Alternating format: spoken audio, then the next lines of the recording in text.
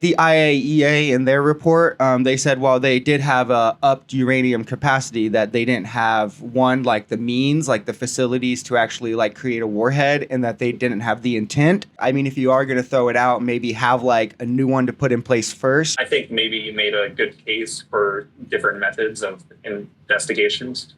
Yeah. Trump, I've been pretty critical of everything that Trump's been doing so far. The Iran bombing of the nuclear facility, I think, is one of the few things I actually liked out of him so far. Really? Yeah. What do you? So you support him doing it, even though like most of our intelligence assessments show that there wasn't like intent for them to make a nuclear weapon and things. What do you mean by they say that there wasn't intent? Like the IAEA in their report, they said while they did have a upped uranium capacity, that they didn't have one like the means, like the facilities to actually like create a warhead, and that they didn't have the intent. And then the CIA also has said that numerous times since 2007. So they were closer than kind of what meets the eye.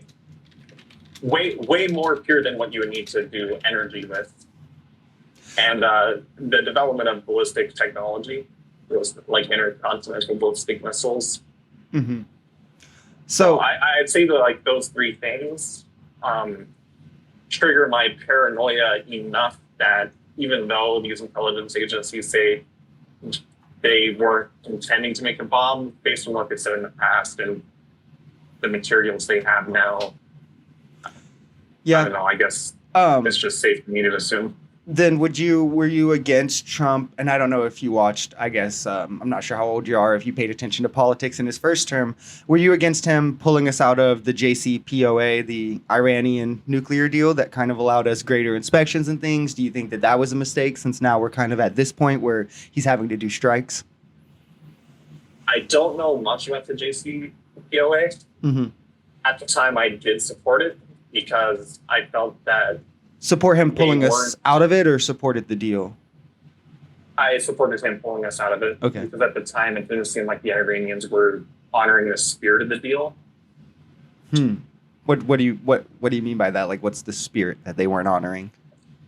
They were allowed to keep uranium up to a certain percentage, but they were going above and beyond that. And even though they weren't technically violating the terms, they were taking it to its utmost parameters that they were allowed to do, even though they technically didn't need to do that. So, right, but the parameters that they were allowed to were far below what it would need for a nuclear weapon. Like, it capped their uranium that they could get, it capped the centrifuges they could have, and it also rendered their facilities, like Fordo, one that Trump just attacked, was actually rendered useless. Like, it was not able to even function. Like, they had to keep it shut down during the deal. And then the IAEA could do random inspections, and Iran wasn't allowed to turn them away, where now they are allowed to, and they're not getting as in-depth inspections, and that kind of adds fuel to the fire about why we have to do this and stuff. But to me, it seems like we could have just stayed in the nuclear deal, not came to this point. So like, I would feel like if you supported the strikes, it would have to be that you would think that pulling us out of that was a bad thing, because that clearly kind of led the pathway to here. Yeah, that makes sense. At the time, I kind of compared it to North Korea and our history there, where we had Clinton, Carter, and all these other people trying to make deals with Kim Il-sung. Mm-hmm. And every time they made a nuclear deal with them, or an energy deal with them, they constantly broke the deal and redefined the terms later. And with Iranians, it seems like this is always how they act, that they make a deal, but they always go back on the deal. I get that. Wouldn't that be, if anything, like a reason to rework the deal? Or, I mean, if you are going to throw it out, maybe have like a new one to put in place first, rather? Because I would say, like, I could agree with you. There are some critiques of it, but the idea that we're better off just without it altogether, rather than having it, even if they are maybe trying to get around it a little, like, I would think having it in place still keeps them somewhat in line, whereas not having it allows there's nothing in place to keep them in check. Maybe. One notable thing about the Middle East, I'll say that under Trump's first term, it seemed unusually quiet compared to No. other terms of different presidents? No. Like, well, fighting still happened. I mean, I guess it's a weird thing to say. I mean, like the Great March of Return happened under Trump. He moved, which was a peaceful protest from Palestinians where the IDF fired into the crowd. A bunch of people were slaughtered. It led to like weeks of fighting after that. When he signed the Abraham Accords, he left Palestine out of them, or left Gaza out of them. And then shortly after moved the embassy, and I think Tel Aviv, he moved it to East Jerusalem. And then that also led to conflicts between Palestine and Israel. But I mean, to be fair to Trump, it's not like a uniquely him thing. I mean, as I'm sure you know, I mean, the Middle East has fought since the beginning of time, and looks like they'll fight till the end of it too.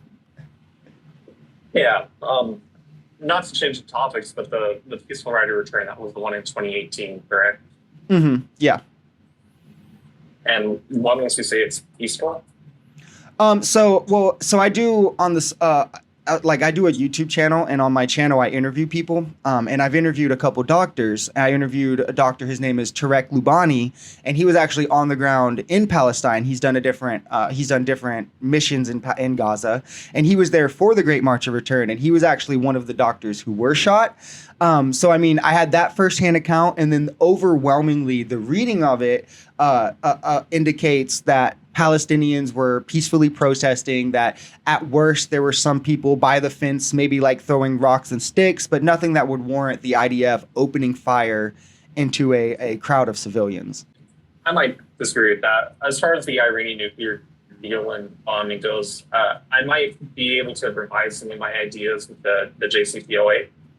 As far as like just those three elements I mentioned earlier, like their stated commitment to use a nuclear bomb if they ever have one, the enrichment of uranium and the ballistic missile technology they seem to be trying to develop. Those three things I haven't changed my mind on though. Mm-hmm. And so I still support the bombing of the facility, but I think maybe you made a good case for different methods of investigations. Yeah.